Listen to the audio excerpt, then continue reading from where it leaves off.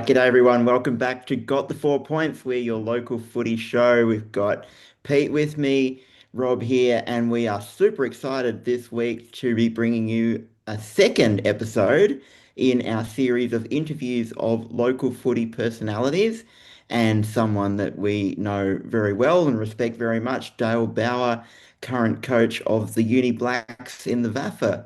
Thanks for joining us, Bowser. G'day, boys. How you doing? Very well, very well. Fantastic. Yeah, no, we're doing well. We're excited to have you on. We've been chatting about doing this for a little while. Yeah. I Um, just want.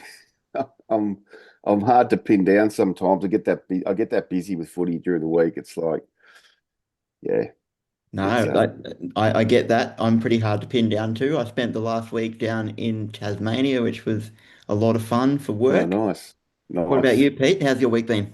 Yeah, week's been good. Finally got some of the work tasks ticked off. So that task list coming down for me, which is always nice. But yeah, really excited for this episode to chat to Dale.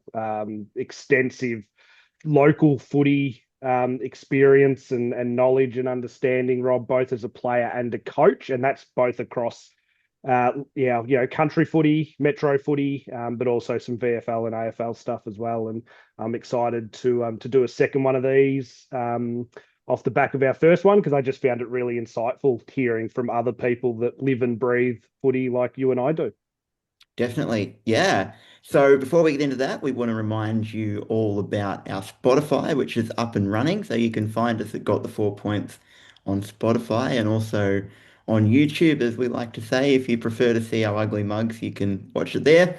And we've got our Instagram going. So feel free to let us know what you like about the episodes. Tell us if you've got something fun happening in your local leagues or a story you want us to know about, and we can give you some time on the Spotify and the YouTube. So yeah, happy to have you on, Bowers. It's great to get your insights. I know, or we know quite a bit about your recent coaching history and your Mm, involvement with the Uni Blacks. So people watching this show for a little while will see us wearing the Uni Blacks merchandise. We try actually pretty hard so far on this show not to say too much about the Blacks and be too partisan. We're going to completely break that yeah, in this episode. Um, but before we do, actually kind of keen to go back closer to the start, mate, and just get a little bit more about your beginning of the footy journey. yeah. Back to playing. I started when I was about eight, I think, and I played at Campbell's Creek in the juniors. So I grew up in a house across the road from the footy ground there.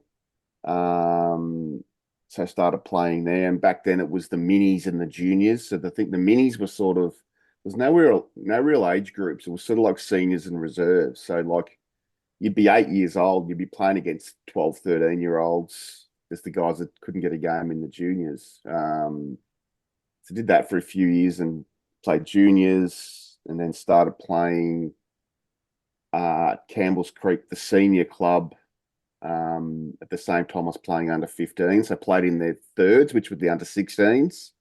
And they won five premierships in a row back in the mid 80s. So lucky enough to play a couple there. Then went into Castlemaine, played under 16s. When it was pretty new, Castlemaine had the under 16 and a half team that started in the late 80s. Played in the grand final there with a lot of mates, and then went up to under 18s, into seniors. Couple of years of seniors. Played in Melbourne for a couple of years, so I played with Laylaw and Keysborough down here because I was working down here. Came back, Castlemaine about 93, and then went and played up at in the North Central League. Then moved back to Melbourne for work. Um, Played in the Mornington Peninsula League, and then went up and played Kundruk Barham as my first year of coaching as an assistant coach with Sean Philo, who was a Castlemaine boy, has coached extensively as well. So I was his assistant coach. And then was at Leachville for a year in the North Central. And then I had a year at Mount Pleasant, and then ended up at Harcourt as playing coach. when I was back living in Bendigo, then moved back to Melbourne again. So I sort of went backwards and forwards from Castlemaine, Bendigo to Melbourne quite a bit, in between my 20s and in my 20s towards my 30s, and then end up coaching King Lake. Was my last year as a player, sort of playing coach in the Diamond Valley League. Then it was very Mm. tough. We used to get spanked. We won like 2 games for the year. And then I retired and started coaching. So started at Old Trinity as reserves coach. I was there for 3 years, 2 years as reserves coach, 1 year as senior assistant. Then went and coached Parkdale in the amateur in the VAFA C grade. And then got the job at Box Hill as the reserves coach, VFL reserves coach. Did that for a couple of years. Second year, I was also footy manager, as well as doing stuff with the senior team. So you'd be sort of coaching the reserves and be a senior assistant. And then went out to the Eastern Footy League and coached Scoresby for a couple of years in Eastern Footy League Premier. At the same time I was doing some recruiting with the Western Bulldogs. Then went to Williamstown and their last year of their alignment with Footscray or the Western Bulldogs at the VFL, so I was assistant coach there. Then East Ringwood, had a couple of years off, which was needed at the time, and then came back at Old Scotch, and then Blacks. Yeah, so, and a few other little side gigs along the way. I did some work at the school at Scotch and a couple of school jobs now that fit in with Black stuff, and some recruiting again at St Kilda now. Yeah, so a fair bit of involvement and a lot of different types of jobs too. Yeah, so it's sort of I feel like I've had a fairly good handle on how footy clubs work and things like that. You don't seem old enough to have had that many roles, Yeah. honestly. Well, I started when I was I think my first coaching job was when I was about 30, Yeah. and now I'm 54. So Okay. Oh, there's about giving 20. away info. Yeah, yeah. Is There you go. I think the word extensive comes to mind, Rob, when we hear all of that. Bowser, I just want to check just through some of your playing history, just through some of the research I was doing. 1994, did you win a best and fairest playing for the Bort Football Club in the North Yeah, Central? yeah. So that's a year I went up there. So I don't know if you remember this guy, a guy called Damien Saunders came Yeah. and played at Castlemaine in Yeah. 1993. He'd won a Mickelson medal at Kangaroo Flat and also played at Golden Square. I reckon 1990 he won the Mickelson up in Bendigo. And he'd been at Castlemaine in 93 and he was coaching up there. So myself and a bloke called Adrian Cole, who played, it was about similar age to me, played at Castlemaine. We both went up and played with him up there, played under him. Yeah, so it was an interesting year. We didn't win many games, but it was good fun. And Bowers, I'm interested. What sort of player were you? Were you sort of key position, or where did you often find yourself, and where Oh, did you feel like you wanted to play? yeah, I always played my best footy in the ruck, Yep. but I sort of didn't grow tall enough.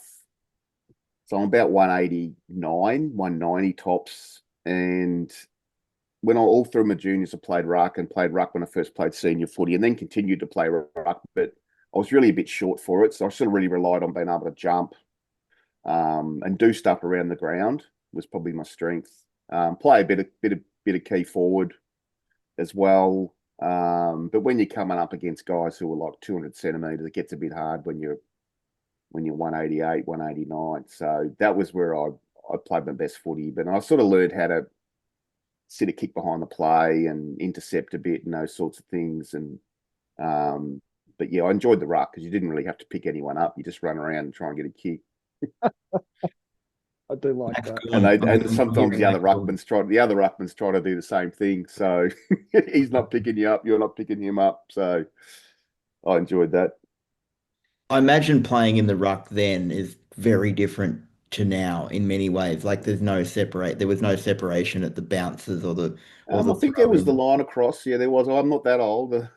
There was definitely the line across the circle, from what I can remember. Yeah. Yeah. Yeah, Okay. yeah, yeah, yeah, Yeah. No, fair yeah. enough. I'm not John Nichols. And Bowes, you mentioned a little bit about your sort of transition then from playing to coaching and even playing and coaching at the same time. Yeah. Was coaching something you always knew you wanted to get into, or was there a certain thing that sort of sparked it that made your desire for coaching come out? Well, I remember applying for jobs when I was in my mid-20s because I was sort of done a bit of assistant coaching, and I thought I'll be a playing coach. And then when I look back on it, I had no idea. I'm glad I didn't get a job because I wouldn't have had any idea what I was doing. I just really, just for some reason, I'd put in for it. And then when the chance came up, it was sort of it's in 2000 with Harcourt. I'd played at Mount Pleasant the year before. Um, and Harcourt, well, this is how it happened. Harcourt were chasing Sean Philo to do it, and Sean Philo was doing something else. So he goes, "Oh, no, I'm not doing it, but speak to Bowser."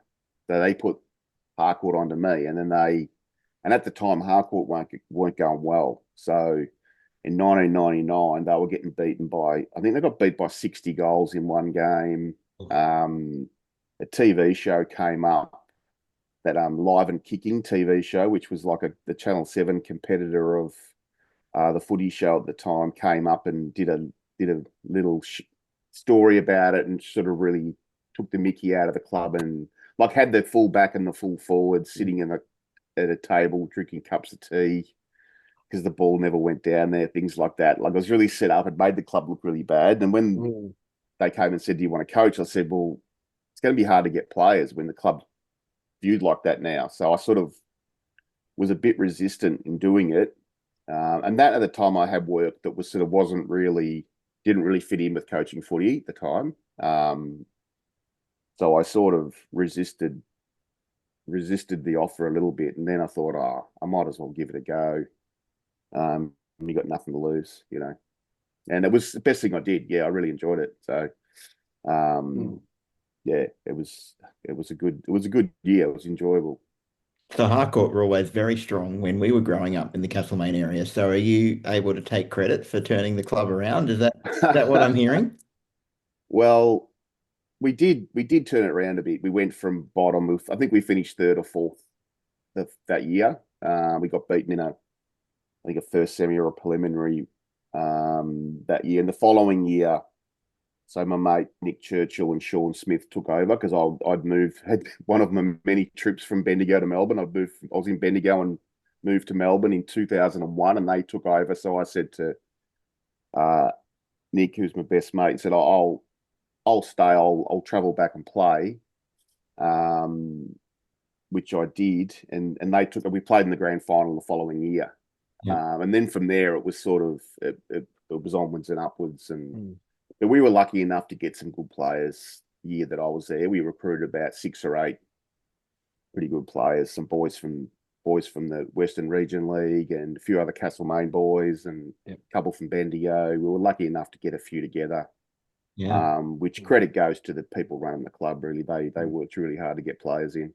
Yeah, just about to say, Rob, Harcourt won premierships in 2002 and 2003. So that really Yeah. was Yeah, the start of a resurgence back for the club, and then further premierships in '06 and '07. So yeah. So I really, played in the 2001, the losing one. I was lucky enough to play in the losing one in '01. Yeah, yeah, yeah. yeah. Did you play in any premierships? I didn't play any in senior footy. No, I did Mm. junior footy with Creek under 16s. Yeah. Senior footy, a lot of losing grand finals. Like Wow. Mount Pleasant, we lost. Harcourt, we lost. The others, no, a lot of finals, but yeah, the Yeah. two big ones. Wow. Mount Pleasant in '99, we lost. Yeah. And then Harcourt in 2001 lost. Yeah, yeah, Mm. they're hard to win. They are. Ah, Yes. Yeah, Yeah. and then I've lost. I think I've lost. I think I've coached about 6 or 7 as a coach.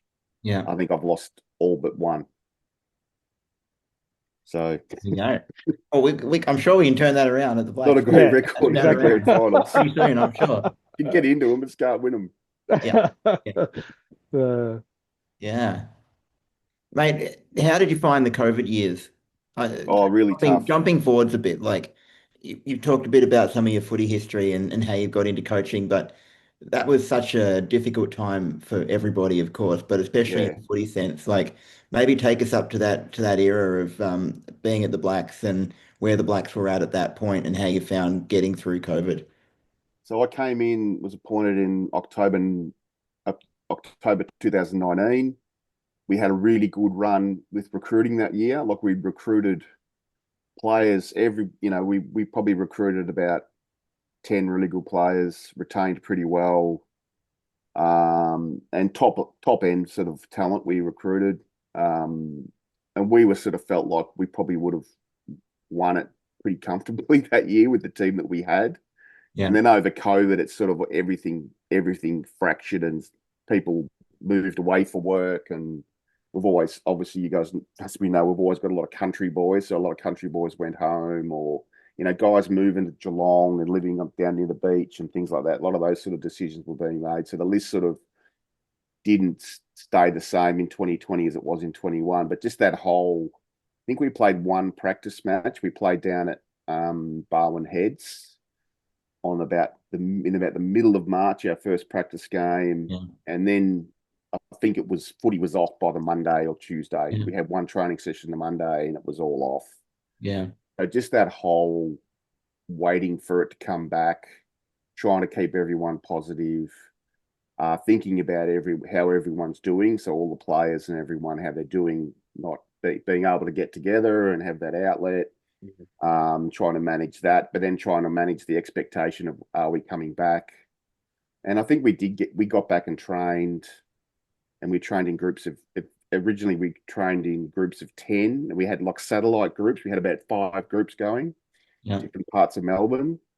We'd organised all that, and guys would train, and I'd float around to each session and catch up with everyone, and then we're able to train together. Um, and then I remember the night we were training over at the Crawford, and word come through to one of the coaches, "Oh, it's off, it's done."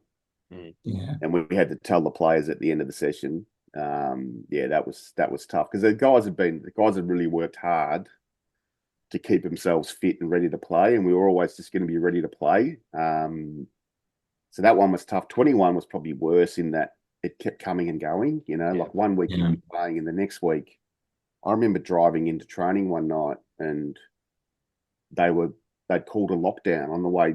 I was on the way to train. They called a lockdown from 8 o'clock that night. So it was like, well, we'll train, and then guys, if you don't want to train, if you don't feel comfortable, don't train, but we'll train. And everyone had to leave by 7:30 so they could get home so that it weren't breaking the rules. And then we sort of played, I think we played about 9 or 10 games that year, and Yeah. we were sitting on top Mm. and felt like we could have, you know, done pretty well later in the year. And again, we were waiting and waiting, and there were all these different scenarios being put forward as to what might happen. It might even be just back for one round, or back for a final series, or even back for a grand final, just straight into a grand final, depending on when things got cleared. And then obviously it went and nothing came back. But we're always just waiting on the next bit of news. And it really it made me anyway, ride those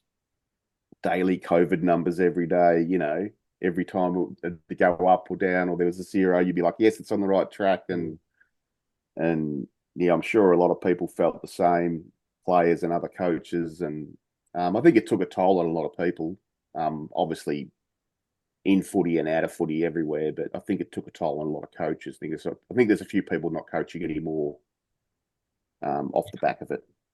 Yeah. Yeah, that makes sense. I mean, that in a way, you're being put in a position during that period of having to impart the kind of news that coaches never would think they have to impart, about trying to deal with health advice and Yeah, deal with players' mental well-being in different ways than you normally have to do just yeah, related to footy. It's like you're probably fielding emotions due to all sorts of life stuff going on that, you're also dealing with yourself as well and your yeah, yeah, family at yeah, that time yeah, too. So yeah, exactly. yeah, And some of the things they put in place to try and keep training safe, like cleaning the balls, all that sort of stuff. And one ball can't go from one group of 10 to another group of Yeah. 10, or it was just really hard to manage. And it was sort of, Yeah. yeah, it was a bit of a nightmare, really. And we, not overly resourced. So a lot of it fell on the coaches Yeah. to manage it. But yeah, I'm glad it's in the rear vision mirror. Definitely. Yeah. I certainly remember discussions at the Blacks around even like drink bottles during the game. Would Yeah, every player have to have an individual drink bottle that after a goal you've got to try and run out a tray of drinks so yeah, everyone yeah, can have a separate yeah. drink bottle to drink out of. It was just These a crazy time. yeah, these were all the things we had to think about, and it was like it's hard to think about all those things when you're trying to coach a team. And Mm. AFL clubs were better geared to be able to do that sort of stuff, which where most of the stuff was being fed down from all their protocols that were working for them, in the way they Yeah. set up, which was great to keep the game going, but wasn't probably realistic to be able to do at local level. Yeah. No, definitely not. Bowes, I'm interested with the amount of time you've had as player and coach in the game. Um, just if you see any major differences in football, both on and off the field, from sort of when you started to now where you're at coaching. Like, what are some of the big differences you see? Maybe on the ground in terms of play style and the way that's evolved, but also off the ground in the way footy clubs have evolved. Well, I've obviously been at a lot of different types of footy clubs. So like now being at a university club is, I really enjoy the Blacks. The Blacks is probably the best club I've been involved in.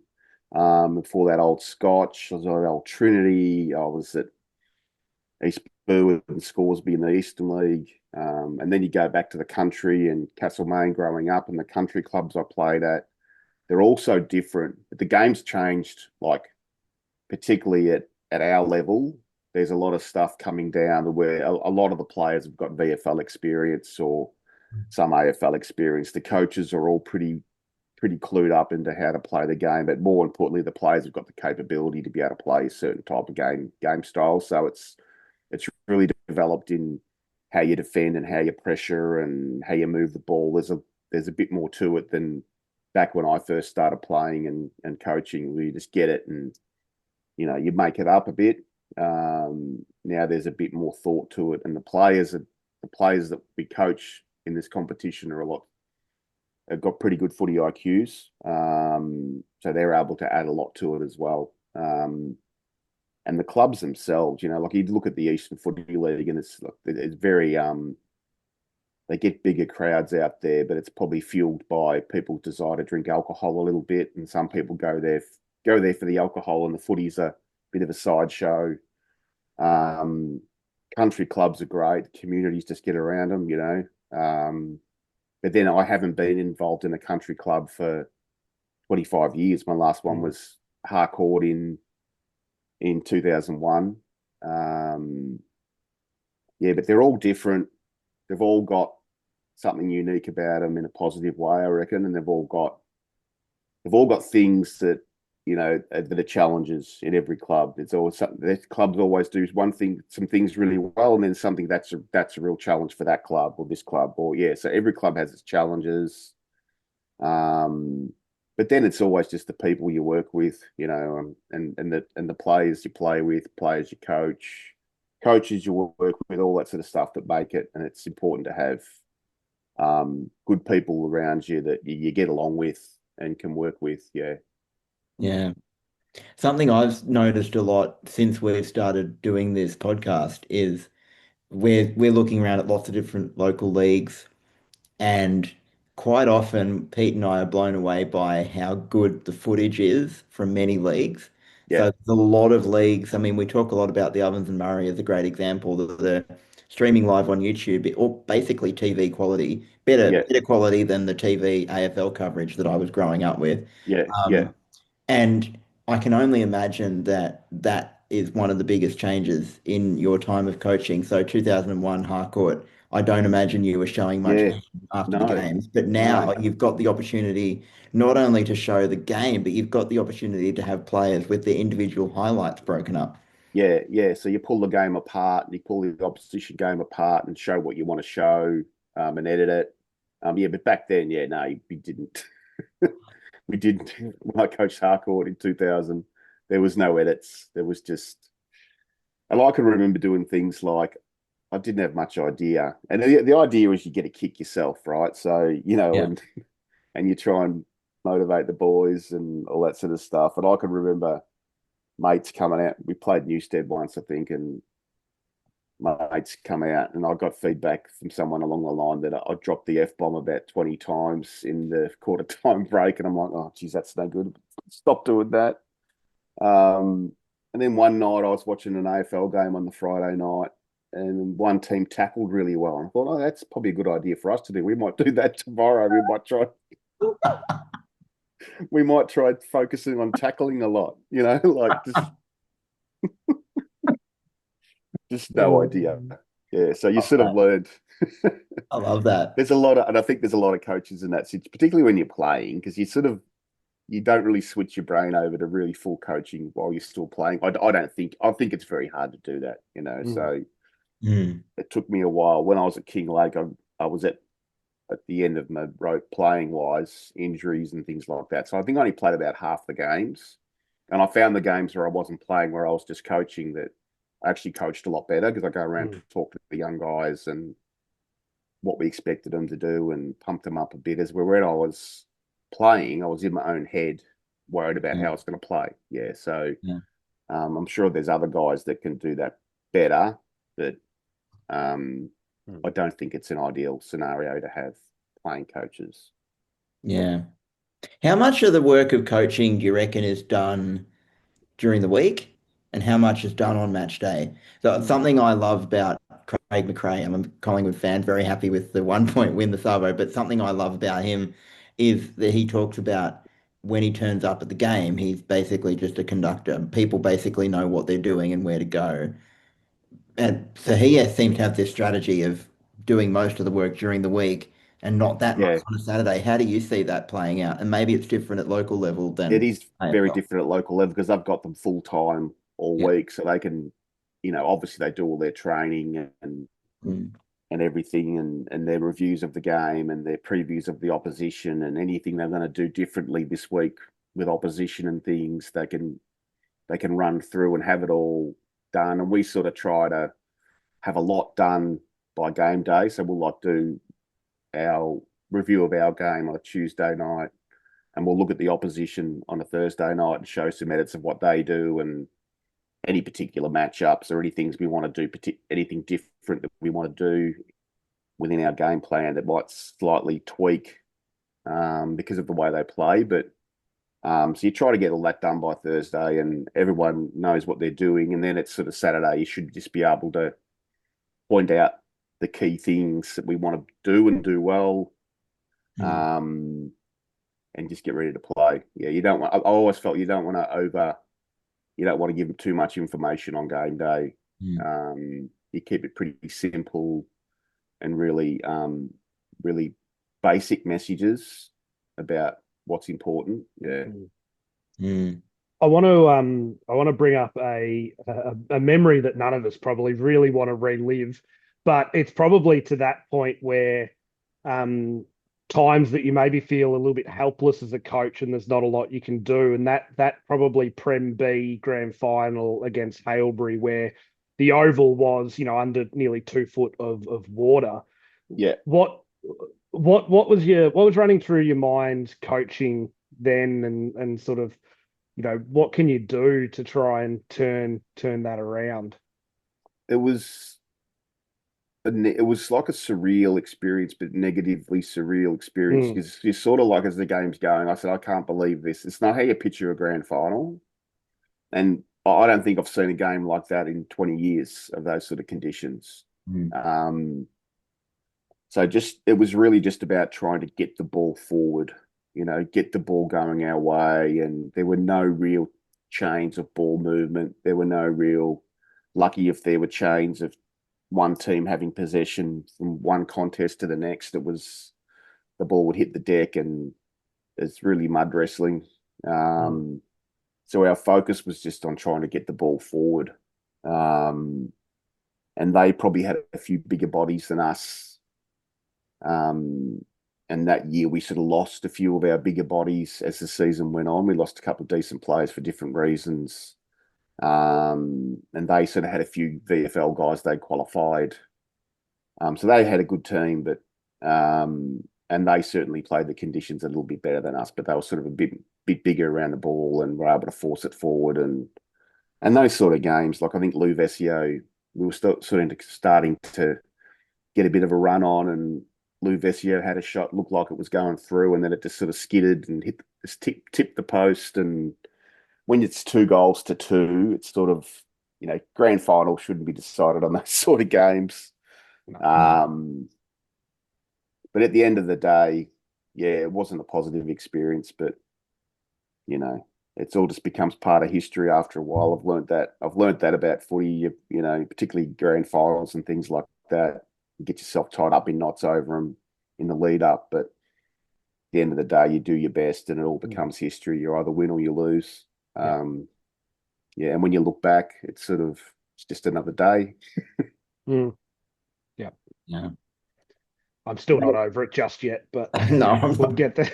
We'll Well, get there. I've sort of when we were able to hang in and stay up the following year, Yeah. um, and see some really positive, kids coming through, and it quickly becomes about staying being an A grade. It's Yep. always great to win a premiership, but winning the, the second semi when we beat Bo Morris, seeing the joy in people's faces, people around the club and stuff, that we were back in A grade, and so being able to get back up there in the first 2 seasons, massive change of our playing personnel and young Mm. players coming in all the time, to be able to improve as we went and stay in it sort of almost puts the 2022, the thought of 2022 grand final to the side a little bit, because it's like, it's all about what comes next sort of thing. So Yeah.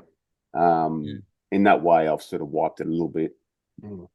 I must admit, I think I might have told you this story, Rob, but that Bo Morris final, we were unfortunately a bit short on volunteers, so I had to do the scoreboard next to Beefy and the Bo Morris timekeeper, and I couldn't sit down to do it because I was pacing, and I think I spent the whole last quarter behind Beefy, and every time we kicked a goal, I was just double fist pumping it, because I was just so ready to be back in A grade, and I wasn't ready to be sitting down doing a scoreboard operation, because I was not in a state of mind to do that. So that was an incredible moment, as you say, Yeah, it was for it was so many that was a people at the good club. that was a good day. Yeah, yeah, Yeah. Oh, those we love those B grade preliminary finals. They're unbelievable experiences. I mean, we'd been on the yeah, wrong side of a couple in the years prior to that, yeah. which Pete and I have definitely erased from the memories almost. Yeah, no, those games are incredible. And actually, it's kind of a bit of a segue. I wanted to ask you a bit about the amateurs, as opposed to the other competitions, and maybe especially some of the other suburban footy. You did touch a bit on this earlier, but what are some of the things that make the VAFA different, special, unique, something that you enjoy, or maybe some things you don't enjoy about it? There's not much I don't enjoy. It's a like Premiers and Premier B. Premier B is pretty good also. It's a really good standard of footy. So if you're sort of aspirational as a coach, and you want to coach good players and coach against good teams and coach against good coaches, and it's a really good challenge. So you feel like you're really in a strong competition, and you've got to be up to win every game. As where some competitions are sort of, it's not as competitive right through the comp. I think the 2 up, 2 down, as much as it probably can be frustrating for clubs, the relegation thing is always creates Mm. competition at the bottom part of the Mm. ladder, and those relegation games. I think if it'd be 1 up, 1 down, you wouldn't have those relegation battles, which become great games with great importance attached to them. Yeah, But just the people you meet too in the amateurs, you get to meet some real quality people. Not that you don't, but I've probably met people through amateur footy that I probably would never have had the opportunity to meet otherwise. Mm. through our club and other clubs, and yeah, people that you probably wouldn't have dreamed of getting to meet and Yeah. chat to and things like that. So that's one of the big parts of it. But it's a great comp, and everyone's there for the right reason generally, Yeah. as in Mm. players. So Mm. and the players are very motivated, um, of good character, and yeah, good people to be around. Particularly the Blacks players. Yeah, Yeah. they're a great group of young men. We Definitely. think so. Yeah, Yeah, We agree. We're 100%. biased, but we agree. we are biased. Yeah. Um, Baz, I'm interested in your coaching philosophy. Like, what are some of the principles you really want to see, or the non-negotiables that you really want to see in sort of any team that you're coaching, regardless of personnel? Um, I think, yeah. So the players get sick of contest and pressure, but the really starts around the source where the ball is. So if you're not good with the contest stuff and be able to win your share and put really good pressure on, it makes it hard. The rest of the game really hard. But we've tried to be really balanced. Obviously, that's a big focus, and obviously being able to defend and being able to defend the opposition when they've got the ball and try and get it back or try and slow them down and try and set up the right way to do that to win the ball back and then score. And we've sort of been really good when we're at our best. We've been really good at being able to defend really well and being able to pressure well. But what we've really tried to improve this year is being able to create our offense off the back and get some really quicker, cleaner offense that can score, which is our biggest area for improvement at the moment. So it's all about you know winning the ball, winning it back, and being able to score off the back of it. So being able to create that offensive transition to score, but Mm. knowing also in offense you know, when to hang on to the ball and when to take territory and know what to do in certain situations. Yeah. So there's a little bit to it, what you're trying to do, but it really comes down to being able to, get the ball back and do something with it. I think that's understatement of the year. There's a little bit to it. Yeah, yeah, yeah. There's there's devil in the detail, obviously. Um, we've got a few fun questions. We've been grilling you about footy Okay. stuff, but we like trying to slip a few fun questions in there too. For example, I mean, so you've talked about a lot of different clubs that you've been to, and you must have visited a lot of football grounds in your time. Yeah, yeah. Um, so this is completely questions without notice, but favorite canteens and favorite footy grounds of Ooh, places that you visited around the country or around canteens. Melbourne. Um, well, it's funny because the I generally don't get to do much with the canteen because I was either playing and Coaching. coaching, and I always find that you go to the canteen, I always try and find a salad roll. Most of the AMOs clubs have got salad. You can get a salad roll at the ground or a Mm. sandwich. You know what I mean? So I feel like that makes your brain work a bit better for coaching. Like I feel like if I have a pie or something like that, that I'd feel like I need to have a beer with it. And but most of the canteens are pretty good in the AMOs. Um, and some of the grounds, I remember playing at a ground. We played a place called I was playing for. I think it was Bort, and we played at it was Watcham. There was a club called Watcham Korak, and Watcham Korak ended up merging with Birch, became Birch at Watcham, I think. But Watcham Yeah. Korak were on their own for a while, and they were both just little farming communities. And I think me and myself and Adrian Cole, the guy I mentioned earlier, were driving. We used to drive together at the games, obviously. And we are trying to find this ground. I think it was at Korak or something. They had a ground at each place, but we realised it was back before there was any GPS or anything like that, and the Melways was no good here there. And you looked to try and find the town. You know what I mean? But there was no town. It was they were just farming communities. So we Yeah. drove around trying to trying to find this footy ground for, I think we were a bit late. We weren't late for the game, but we were late for the time we were supposed to be there. And it was just one of the paddocks had been put aside to be a footy ground. We finally found it, but it was just sort of this ground with nothing around it except paddocks, and that was a bizarre one. I was also lucky enough to play in Darwin, and that was interesting when I was younger. Yeah. Just the heat, and that was a unique experience. Yeah. Yeah. No, Okay. that's great. I mean, we love covering those grounds and those clubs up there. They've got some of the best names in Australia, Birchip Watcham and Oh yeah, Billy yeah, Buckman Angatang and all of them. yeah, yeah. Um, And it'd be great. That's one thing I'd love.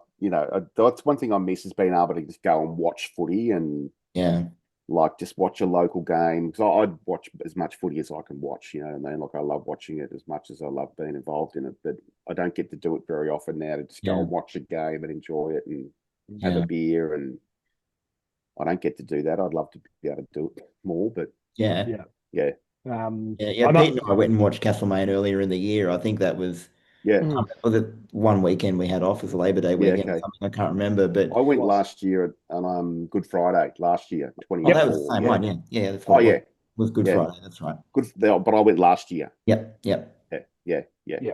It's good yeah. I fun. was there. Definitely Mm. good fun. I must admit, you weren't able to make it out to that one, Rob, but the practice match the Blacks had this year against Vermont at Healesville, I was really impressed with just you just all of these mountains just Yeah, basically that was impressive, surrounding you. wasn't it? That was like you sort of look up and go, wow, they're just Yeah. that was something good. Bowers, They any had a pretty good. They had a pretty good canteen too, Pete. By the they way. did actually. I can also back that in. Yeah. I think I told that story in another podcast episode where Zach has the weight scales out for the Oh yeah. players, and I weighed in a kilo heavier after the game than I did before the game. Like a But very good canteen. yeah, very good. Bowes, what if any is a pet peeve for you when it comes to local footy? Is there something that just irks you? um, I think time sometimes just officials, not umpires. Like for example, I went down today and watched the game. There's a young guy that I coach one on one who's doing quite well, and he was playing in an interleague game today for Southern Junior Football League. So I popped down there, took my young bloke down, and we went and watched him for 3 quarters, and he did all right. But then we went out to have a kick at the breaks, and there's signs all over the ground, no one on the ground, that sort of stuff. And it's like East Brighton's home ground. It's just a local footy ground. And people coming out on the ground and trying to shoo you off and stay out of the 50 and wouldn't even let the kids warm up. The kids were warming up for the next game, use the 50. And it's like, what are we doing here? Yeah, Like, wow. and there's just times where just leagues get in the way of, what footy should be about. If you can't go out and I get it at the AFL, but if you can't go out and have a kick of the footy on the ground and without Yeah, people yelling, there's just times when management, things that management do and competitions do doesn't make a hell of a lot of sense for the good of the game or the good of what the game should be about. Yeah, that's Yep. probably one thing and it's never the same thing. It's always some little thing that comes up and you just, why are they doing that? Yeah, yeah, yeah. Yeah, yeah. They annoy us too. yeah. Um, I dare say that was you were speaking the truth for me there, Bouse. That yeah, ringing true. yeah, yeah, yeah. Have you got any superstitions pre-game? um, no, not anymore. Not anymore. I used to be like get really anxious before games and things like that. And like when I coached out at Scoresby, I was very what's the word? Intense, and I was really wanting to go somewhere, you know what I mean? Like, and really I was on a journey to do something and go somewhere and with it. And then when my daughter was born and she started crawling around and she'd make a habit of moving the I have the magnet set up on the board. That'd be sitting there from Friday, and I'd have it sort of sitting there in somewhere where I could just see it and had it all set up for the game. And she'd like to go and move all the magnets around, and I'd come in to grab a board before the game, go to the game, and half the magnets are on the floor and half the magnets. She's like 18 months old doing it. And it was then I sort of realized you just gotta chill out a bit and just relax, because I used to have it, want everything perfect, and yeah, it's the way it should be and things like that. So just being too particular about certain things, and yeah, what I did before the game, and once their family comes along, that stuff sort of goes out the window a bit. I thought you were going to talk about car parking because I can still remember your post match at Zavs last year where you were like, "Well, I I, got a perfect car park right behind the goals at Toorak Park, and I knew it was going to be a good day." So I well, it was thought you were going to that say, that place is. I've had some nightmares at that place, having to park so far away, and particularly you've got a bit of gear to carry. I've got a bit of gear to carry in generally, so it's like I just took a punt, and there it was, and I'm like, this might be our day today. and it was. And and if you remember rightly, Rob, he got into that park just before us. Yeah, We that's were true. just Oh, you're Yeah, behind behind me. you. yeah. We were We were just about to behind nab you. it. Oh, Yeah, we were so close. But Oh, I yeah. couldn't believe it was there. um, true or false? Someone gave you the heads up when you were recruiting for the Western Bulldogs about Dustin Martin when he was 16. Uh well, false, false. False. But Okay. but there's some truth to the story, in that I was told about Dustin Martin. So my mate Nick had seen him play, and he kicked 6 goals, I think, as a 15, 16-year-old before he'd started with the Pioneers. And he said, "Oh, I saw a kid today that played AFL. It's going to play AFL." And you know how often you hear people say that, and it's like, yeah, okay. And also, he'd had a few beers, so. And at the time, I wasn't. I was coaching the Box Hill Reserves at the time. It was like 2008 or something like that. So I didn't start with the Bulldogs till 2010, where Dusty had been drafted, Yeah. and that did actually get into the Herald Sun. That so about the time Dusty won the Brownlow. So I was like, maybe the journalist should have fact checked a little bit, because I copped a little bit from that. Yeah, from that Yeah. article that turned up where I got named in there. Yeah, so Mm. it's more ridicule than anything, you know. But the truth is, yeah, I did get that tip, Yeah. but I wasn't at the Bulldogs, and it Yeah. wouldn't have helped anyway because there's a draft, and he Yeah. went third pick. So Yeah. Yeah. yeah, Yeah. Yeah. That's yeah. very fair. And is there any rule change? One rule change. Is there any rule you'd like to change or bring a rule in? Oh, at AFL level, I hate the stand rule. Yeah. Can't stand it. Pardon the pun. I can't stand it, because it's really the stand and watch the bloke play on rule. Yeah. You know, because the guy gets to play on. By the time the umpire calls play on, he's already gone, and he's made the most of that opportunity. So it's Yeah. like if you get stuck there, it's like there's one player. This player's now a statue and can't be involved in the game. And I Yeah. get why they're trying to do it, but I just, there was a 50-meter penalty today for one of the young Melbourne guys. I think it was, forget his name. He got drafted last year. 50 meters for, didn't know he was on the mark, or 5 meters back and moved around, and it's 50 meters. It's like, don't think it's good for the game. Yeah. I'm glad Yeah. they haven't bought it. Glad they haven't bought it in the amateurs. Agreed. It is jarring at times going out to watch local country footy where a lot of leagues are playing it, and watch 16-year-old umpires have to interpret the stand rule, and players have Oh, to remember that they've got to stand. yeah. I don't know how local footy does it in some leagues, but I'm very glad that it's not been I brought in. think it's good to show that our competition and a few others around, like I think Eastern Footy League started with it and then took it out. Yep. But that our comps had the common sense not to bring it in, because the game's hard enough to umpire as it is, let alone bringing those sorts of things in. Yeah. No, I totally agree. Pete and I were both defenders, so growing up, we were always in the back line, and any rules that they keep bringing in that make it harder and harder to defend. I mean, you can't have a footy without some defense. So, yeah. I would have been pinged insufficient intent so many times during Oh my yeah. career. Yeah, yeah, yeah, Yeah, the old backline is your friend thing's sort of Oh gone out the yeah. window a yeah, bit now, isn't it? Oh Yeah, yeah. yeah, yeah. yeah. That's Hey, probably one. That's probably one rule in the ammos that's a bit. yeah, It's not very consistent. Yeah, yeah, it's sort of, and particularly when the ball gets hacked out of a contest, he's trying to get it forward, and yeah, you don't have a lot of control on the kick at times when that happens. So when they call them, it's a yeah. bit annoying. Yeah, And there's often very little accounting for dodgy ground conditions, yeah. lower Or the skill ball, level, even though they're yeah, still ball pretty good in the skids, ammos, or but still, yeah, yeah, it's a bit of a, and it's the same at the AFL. There's times they pay them, and it's like, yeah, yeah, yeah, totally. get it right. So, last question. We've got a little segment at the end, but last question for you mainly.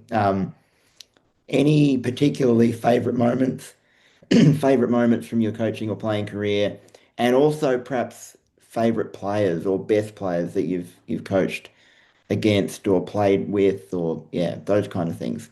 Um, Favorite coaching memories, or probably winning premiership as the VFL Box Hill VFL reserves in '09. We won the flag. It's the only premiership I've coached out of Yeah, all the grand finals I've lost. yeah, Look, there's always the great wins over the years. You know what I mm, mean? mm, And probably the most recent ones, some of the ones with the Blacks the last couple of years have been great.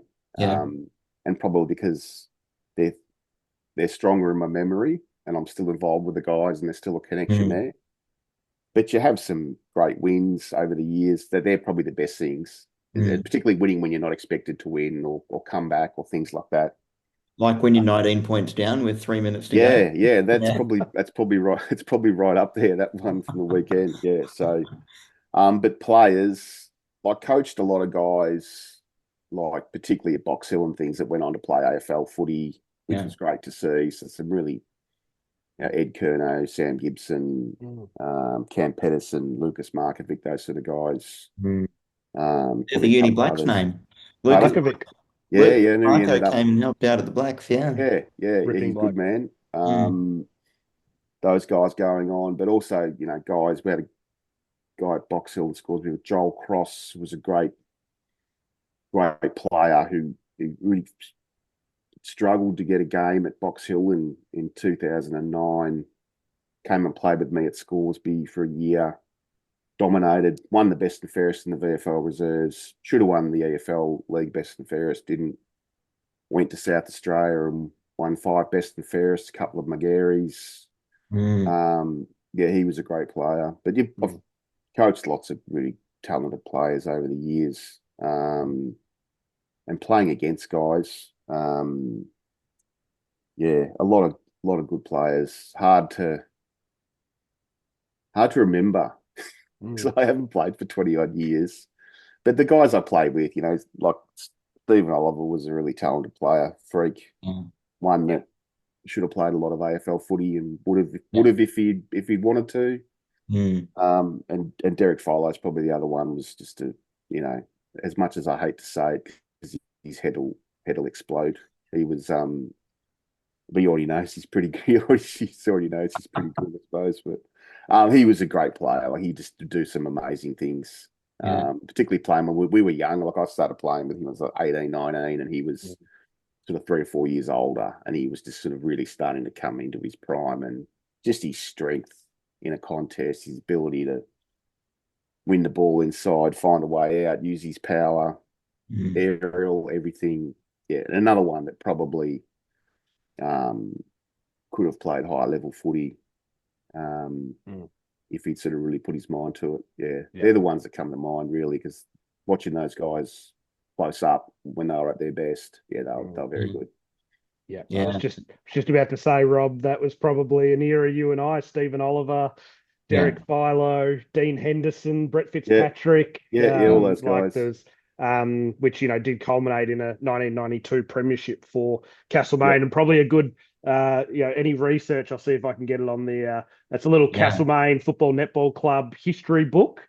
And Ah, there is a Dale Bauer in there listed as geez, it wouldn't a be senior much. player. So I was How many reading up a games? little bit. Didn't Does it have say? games, unfortunately. It just had the years that you were Yeah, there from a okay. senior perspective. And I did also look up Adrian Cole. They've got him listed in there as well. Yeah, we So played about the same um, time. We played about the same amount of games. I think I've played about 40 or something over 3 or 4 years, I think. Yeah. Yeah. yeah. Mm, Um, something but like that. Rob, that probably leads us really well into our segment that we always do here, Bows. It's our paddock to premiership. Basically, Rob and I at the start of the season picked three teams. One with our head that we thought would do quite well, one with our heart that we wanted to do quite well, and just a wild card. And we've Yeah. been updating everyone on how they are going. And Rob, I might kick it off because it is a strong segue having Dale on getting interviewed because my pick with the head was Castlemaine after a Ah, really strong recruiting period. And I'm sad to say, Rob, that it was a, a heartbreaking 2 point loss to Strathfield Say on the weekend gone before. Kicked themselves out of it 11-6-72 to 9-16-70. So 9-16. Wow. missed some opportunities. It was locked tight pretty much all game. All of the intervals were close. Geez, that was one they really needed to win, Rob. That puts Strath a game up on them and sitting in that fifth spot that Castlemaine really want. Um, and they've got Sandhurst coming up this weekend. No King's birthday game there in Bendigo Footy League at the Camp Reserve. So we need to use those narrow wings to good effect. And I think, as I've said in the last 2 or 3 weeks, looking at this paddock to premiership, Rob, Castlemaine need a scalp. We need to take someone higher on the ladder off if we want to make finals. Well, they're going to need more than the narrow wings at the camp to beat Sandhurst. I think they're still undefeated, right? No, they have had a loss. They did lose to Gisborne a couple of Okay. weeks back. So Oh well. they're There's if it hope. if it bleeds, as they say. There's hope. All right. So I've been struggling in my paddock premiership. I had picked a couple that not doing so well, including Fitzroy, were my pick with the heart. I th so you may not know about it, but I actually grew up as a Fitzroy supporter before switching to my mum's team, Collingwood, when Fitzroy were shunted off to Brisbane. That So was a good move. always had a soft spot for Fitzroy. I was quite glad to see them up in A grade. Um, didn't the only time I haven't cheered for Fitzroy was when they were smacking us at the end of last season. Mm. That was a bit sad. Um, I thought they would do really quite well. I thought they showed good signs at the end of last season, but things have kind of fallen apart a bit down there at the Brunswick Street Oval. So they lost to Old Kerry by 19 points last weekend. So they're still in the relegation zone. Fitzroy Jeez. only one win, which was against the winless Hampton. This I think they've weekend, lost a few guys, haven't they? Lost a few players, I think. Yeah. yeah, So, and I wish I'd asked you that before I picked them in my paddock. Yeah, it well, seems like we things. did play them in a practice game. Fitzroy. Okay, Yeah. yeah, Yeah. yeah. So anyhow, they're playing OMs this week, Big and guns. if Castlemaine need a scalp, Fitzroy absolutely must win this game, I think. So OMs have won Mm. 3 games, so they're 2 games Jeez. clear of Fitzroy in eighth position. So if Fitzroy are going to make up any ground and avoid relegation, I think they pretty much have to win It's this it's game. it's pretty unusual that both teams going down from Premier have Yeah, not gone so well because normally it can happen with one of the teams generally yeah, if Yeah, the momentum and you lose a few players and things, but it's unusual that both teams yeah, would be in that situation. absolutely. Usually one of them's pretty close to bouncing back. yeah. Yeah, I was just about to say that, Rob. We know that we've got your spreadsheet where you track all the teams that have been promoted and relegated across the course of many seasons. I'd be interested to know when was the last time a team relegated from Premier A, or both teams didn't make finals, because it really looks like that way for both OMs and Fitzroy that neither will make finals. So that'll be an interesting one to consult. But my pick with the heart, Rob. I mentioned in last week's episode the North Albury Hoppers that it was a big statement game needed against Yarrawonga. Um, Geez, they came out and did that. They beat them by 94 Mm. points. Josh Murphy kicked 11 in that game. And Ovens and Murray was one of the few leagues with the King's birthday weekend game. Okay. So they beat Corowa at Rutherglen by 44 points. We've spoken about Corowa on this podcast a number of times. We're really impressed with what that club's doing coming back out of recess. So North Albury sits second on the ladder, but it is a close contest at the minute in Ovens and Murray. Only one game separating top to six.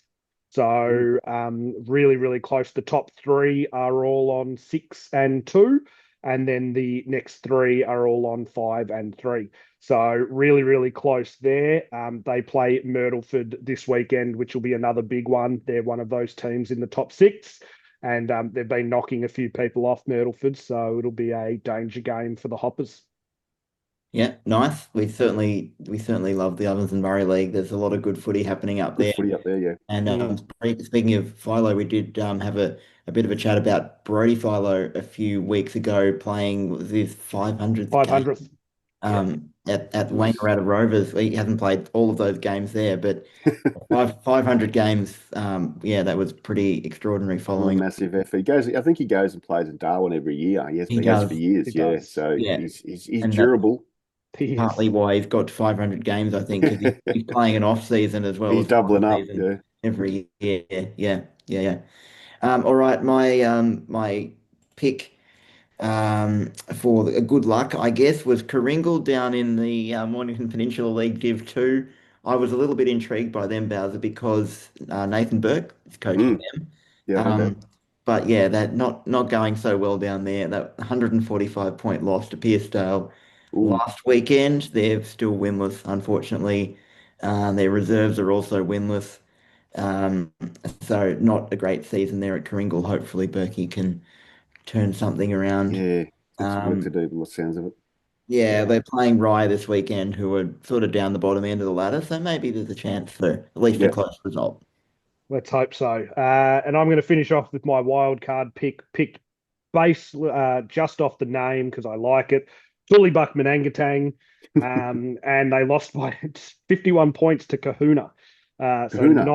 not a great game for Tulibuck. The third quarter killed them, Rob. It was 5-3 to 0-1 in the third quarter. So that's always going to be hard when you're sort of being outscored by 32 points in one quarter. Has them sitting mid-table. I think the next few weeks are really going to show us if Julie Buckman and Angatang are working towards that premiership, Rob, or maybe if they're going to spend a little bit more time in the paddock, because Mm. quite a number of teams in that league. So That's yeah, Central they'll Murray. it is, yeah, Yeah. Central Murray. So yeah, we'll see how Tooleybuck go next week, but not a good one against Kahuna after what had been a positive few weeks for Tooleybuck, but a little bit of a reality check maybe. Yeah, definitely. And I love when you bring up Kahuna because I think it's the weirdest jumper in local football. It's like a weird amalgamation of the old style Fremantle jumper and a North Melbourne jumper. It's Yeah, like because got the red and green panels in the shape of an anchor with a kangaroo. I So reckon they've had a lot of mergers, and I think there was at one point there might have been three clubs in the town, yeah, Mm, and I okay, reckon there was like it was Kahuna, maybe even a club called Union were in Kahuna. I'm not sure. okay. right. And then, but at one point there was Kahuna and Kahuna United when I played up there with Kundruk Barham.